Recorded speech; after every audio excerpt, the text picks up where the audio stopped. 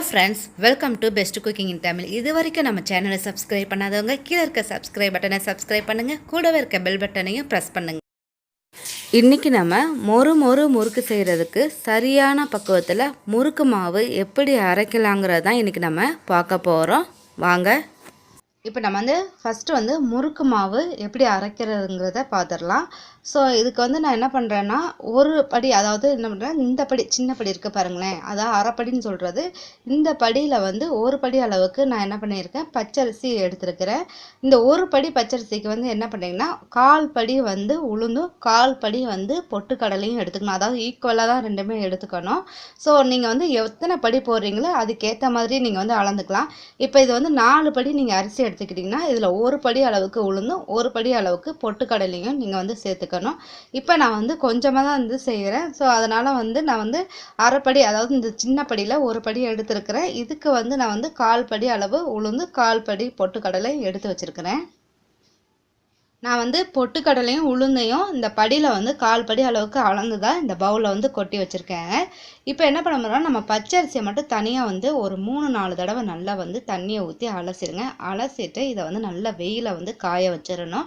So வெயில் இல்லாத பட்சத்தில் நீங்கள் என்ன பண்ணுறீங்க, ஃபேன் காற்றுல கூட நல்லா துணியை, காட்டன் துணியை போட்டு நல்லா காய வச்சுருங்க. அது நல்ல மொறுமொறுப்பு தன்மை வர வரைக்கும் நீங்கள் காய விடணும். அதாவது தண்ணியே இல்லாமல் நல்லா ட்ரையாக காய விட்டுருங்க. அந்த அரிசி எடுத்து நம்ம வாயில் போடும்போது நல்ல மொறுமொறுப்பு தன்மையாக இருக்கணும். ஸோ அந்த அளவுக்கு உங்களுக்கு நல்லா காஞ்சிருக்கணும். நான் அரிசியை நல்லா அலசி காய வச்சுட்டேன். அடுத்து ஒரு ஃப்ரை பேன் ஒன்று எடுத்துக்குங்க. இதில் நம்ம உளுந்தை போட்டுடலாம். உளுந்தை போட்டு அடுப்பை ஆன் பண்ணி நல்லா லோ ஃப்ளேமில் வச்சுருங்க. வச்சுட்டு இது என்ன பண்ணணும்னா, நம்ம ஃப்ரை பண்ணணும். அதாவது ரொம்ப கருக விடக்கூடாது, கொஞ்சம் பொன்னிறமாக வரணும். அதாவது அந்த உளுந்தோடைய மனம் உங்களுக்கு வர வரைக்கும் கொஞ்சம் நம்ம ஃப்ரை பண்ணிக்கலாம். அப்போ தான் முறுக்கு உங்களுக்கு நல்ல மணமாக இருக்கும். ஸோ இதை கொஞ்சம் நம்ம ஃப்ரை பண்ணி எடுத்துக்கலாம்.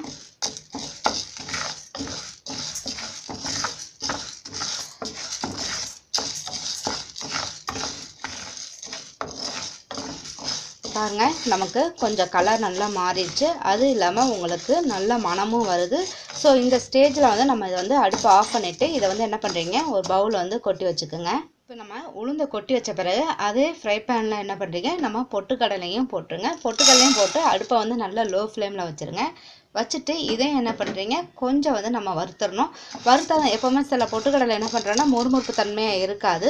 ஸோ அதுக்காக தான் நம்ம வறுக்கிறோம். வறுத்தாதான் நல்லா உங்களுக்கு மொறுமொறுப்பு தன்மையாக இருக்கும். ரெண்டாவது நல்லா வாசமும் வரும்.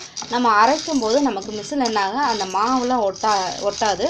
ஸோ அதுக்காக தான் நம்ம எல்லாமே என்ன பண்ணுறோம், நல்லா இப்போ இது மாதிரி நம்ம வறுத்துக்கிறோம். அரிசியும் நல்லா காய வச்சு நல்லா உங்களுக்கு நல்லா மொறுமொறுப்பு தன்மையாக அது காய வச்சு எடுத்துக்கிறது காரணமே அதுதாங்க. மிஷினில் கொடுக்கும்போது உங்களுக்கு அது மாவு ஒட்டாது. நமக்கு புளியும் போது நம்ம ஈஸியாகவும் இருக்கும், நல்லா டேஸ்ட்டாகவும் இருக்கும். இப்போ இதுவும் கொஞ்சம் நமக்கு லைட்டாக மொறுமொறுப்பு தன்மையை நம்ம வறுத்து எடுத்துக்கலாம்.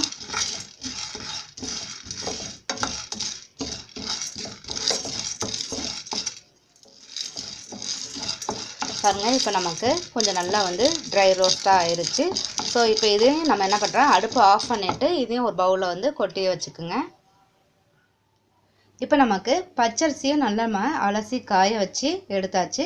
அதே மாதிரி பொட்டுக்கடலையும் உளுந்தையும் நல்லா வறுத்து எடுத்துட்டோம். இப்போ நமக்கு எல்லாமே ரெடியாக இருக்குங்க. இதை நீங்கள் என்ன பண்ணுறீங்கன்னா, மிக்ஸி ஜாரில் போட்டு கூட நல்லா நைஸாக பவுடராக அரைச்சிட்டு சலிச்சியே எடுத்துக்கலாம்.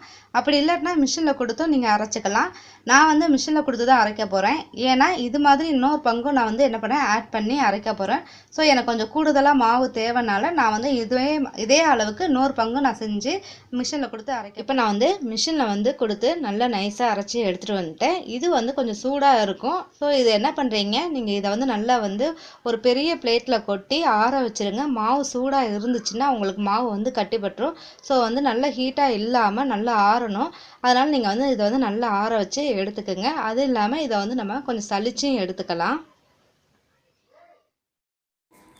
முறுக்கு மாவு நல்லா அரைச்சி வந்த பிறகு நீங்கள் என்ன பண்ணுறீங்கன்னா அதை வந்து நல்லா ஹீட்டாக இருக்கும். ஸோ வீட்டில் வந்தோடனே ஒரு பேப்பரில் மாவை கொட்டி நல்லா பரப்பி ஆற வச்சுருங்க.